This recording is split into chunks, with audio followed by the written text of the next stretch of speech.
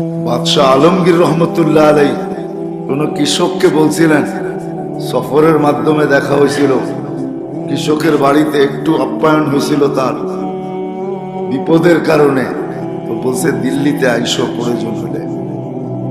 তো আইসা দেখে জিজ্ঞাসা করছে বাদশাহ আলমগীর কোথায়? কয় জামে মসজিদের ভিতরে।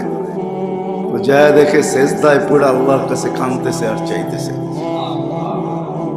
দূরের থেকে তো শোনা যাইতেছিল না, একটু কাছে যখন গেছে পায়ের কাছে তখন শুনতেছিল কাঁদতেছে আর চাইতেছে।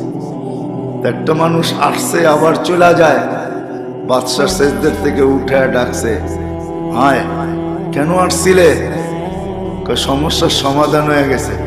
কয় শুনলামই তো না, সমাধান হইল কোত্থেকা?